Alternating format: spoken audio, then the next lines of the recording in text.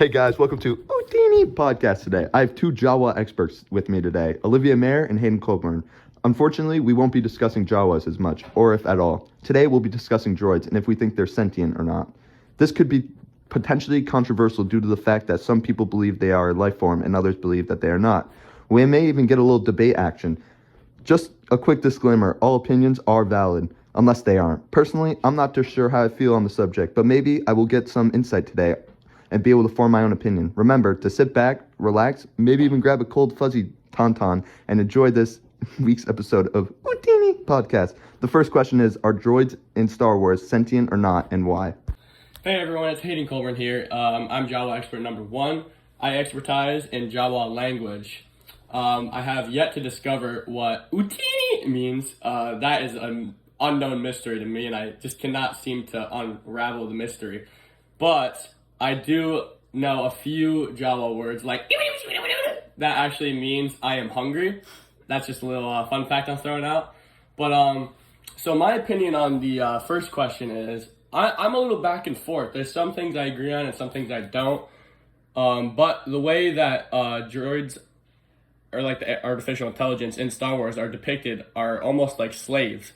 So I honestly think they aren't really sentient either, because looking at it from like a computer science kind of viewpoint, like when you go into the coding of everything, like I believe that there's a lot of times in the movies where the droids may show or vocalize emotion or like feelings of pain or something like that, but like these droids are programmed to do that. They're programmed to analyze and take in data and learn. Like when CP3O, he said, I believe it was when he was on Hoth, he mentioned being cold, but he easily could have just saw someone on Hoth, an actual human being, say, oh, it's cold out, and see how they reacted. He took that in, analyzed that data, and then he reciprocated that action. But I'm going to turn this over to Olivier Maher, Jawa expert number 2, and I want to see his opinion. Not to interrupt you, Olivier, but Hayden, those were some amazing points that you brought up. I didn't really think of it like that. C-3PO bringing up like copying humans on Hoth about them being cold. I don't want to interrupt you, Dylan, but I just realized that in my I said CP3O in that when I was vocalizing my statement on whether or not droids are sentient or not. I just want to make a correction, because there are some people out there who get mad when you say CP3O. It is C3PO. Just wanted to correct myself. So Olivier, what are some of your thoughts on this whole controversial topic? Jawa expert number 2 here. Those were some interesting points you brought up about droids copying humans. But I have to bring up the scene where C-3PO said an oil bath felt amazing. No normal human would enjoy that. Also, I have to bring up the fact that C-3PO and R2-D2 left the ship by the escape pod without being ordered to. That is a good fact about when R2-D2 left the ship without being ordered to. And honestly, I'm not really sure what to think of that, because that is pretty sentient. But his missions were to carry out his orders, which were initially to get the plans to Obi-Wan. So doing so by leaving the ship, he was still fulfilling his orders. So I'm still on the fence about this, but that was a good point. Those are some great points from our Jawa experts. Anyway, I'm still on the fence on whether I think they're sentient or not. But on to the next question. What rights do you guys think that the droids have according to what you've seen throughout the movies that we've watched? Through the movies we watched, I honestly didn't really see much implying that droids do have rights. So I'm going to have to say that, honestly, droids don't really have rights, because they have to take orders from their master or commander. Like Luke is the commander of R2-D2 and C-3PO. And they do what he tells them to do, and they have to do it, and they follow him around like little puppy dogs all the time. So I don't believe that droids do have rights from what I've seen. I agree with you, Hayden. Droids are treated like slaves. They have to follow their masters around and follow their every order. One thing I wanted to add, though, I just thought of, is when Obi-Wan, Luke, C-3PO, and R2-D2, I forget what they're doing. What were they doing when Obi-Wan did his mind trick on the guards? They were going into Mos Eisley. Oh, okay. So when they're going into Mos Eisley, the guards asked for the droid's identification.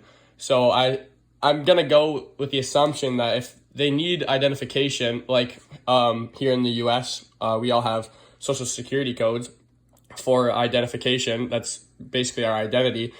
Maybe there is rules regarding rights for droids because they need to have identification. But Hayden, they could, that could be the stormtroopers, protocol to ask anyone for, identification, since there is such high tensions with the plans of the Death Star getting leaked, especially to the rebels, I mean, I get what you're saying, but at the end of the day, even if there wasn't something going on, and their guards it's still probably protocol, not because they're just on high alert due to the rumors of plans being leaked to destroy the Death Star. But the fact that they just need identification, they need to be documented, just like us. We need to be documented to keep account of us. So, and there's rules that, the rights apply to us. So maybe due to that fact, since they need identification, documentation of their existence, that there are certain rules and rights that apply to them. Going back to the point that droids are treated like slaves, their ID numbers could be used to see who owns them. That's actually a really good point because, then it just brings us back to droids being controlled like slaves by whoever owns them.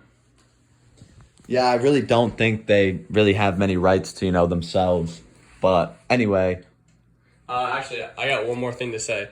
So I would say our conclusion in this question is droids don't have any rights in anything. Everything kind of points back to them being controlled by their owner or who their owner is. All right, yeah, those were perfect, valid points. Anyway, our last question of the night is this a proper amount of rights for the droids to have? Why or why not? And personally, I think that some droids deserve rights and others don't. I think that sounds a little racist, but I don't think CP3O needs, or should have the same amount of rights as the little box droids that go around the Death Star. Why do you think that?